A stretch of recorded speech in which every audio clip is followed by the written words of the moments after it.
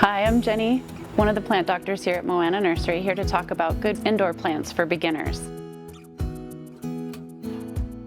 We always have like the Enjoy pothos, we have the neon pothos, there's the Brazil philodendron. They're really tolerant of most conditions, and of course your spider plant. These little guys, they'll take anything you throw at them pretty much. Low light, high light, direct sunlight. They like to be that more on the wet side but not soggy or swampy. So for that you want to make sure that you use the right soil for your plants also. So that way you're not fighting the soil if you were to buy one of the dracaenas or a succulent or any of those plants that want to dry out in between. So you're going to use a different soil for that. And when you repot, everybody gets so excited about repotting their plants right when they get home, but I do recommend waiting, just giving them about 7 to 10 days to acclimate to your home and get used to it. They use that energy up for stress and then transplant, so that they're not doing both of those things at the same time, and then you feel disheartened because your plant looks really stressed and sad. I do always use that starter fertilizer because it has the mycorrhizae in there when I repot them. You can also do one of these. This is just basic mycorrhizae. It's kind of a fine powder that you use. Please always have a drainage hole in your pot. It's very important. Those roots need just as much oxygen as they do water.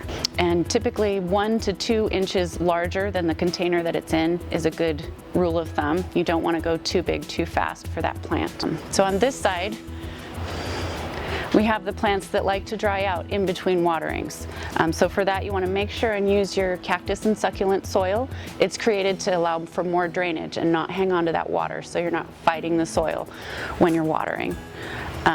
Snake plants are always good as long as you don't overwater them. Just kind of forget about them, neglect them. They'll thrive on that. The jade, and we have peperomia, which are always pet friendly, and they do want to go through that cycle also of drying out.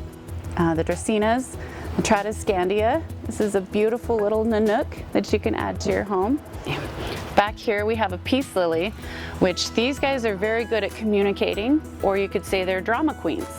So they will go limp and tell you when they need water, so you can pretty much water them almost every day or every other day. Just keep them wet. But they'll let you know if you miss a day. We also do have the holiday cactus right now.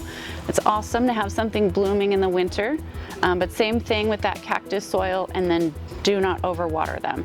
Just stick your finger down in there, check their diaper, so to speak, and make sure that it's getting dry on the top 2 inches at least. And then if you feel moisture underneath, just wait a couple more days before you water. And then I don't recommend fertilizing in the winter, but once we start getting more sunlight and they're using more of that energy to produce leaves, you can do the succulent and cactus fertilome. You can do it every time you water, so you don't have to remember. Same thing with the fertilome all-purpose for the more leafy green houseplants. Same thing, you can do it every time you water. We can always help you. You come in and ask us questions, and we can figure out exactly what's best for your home.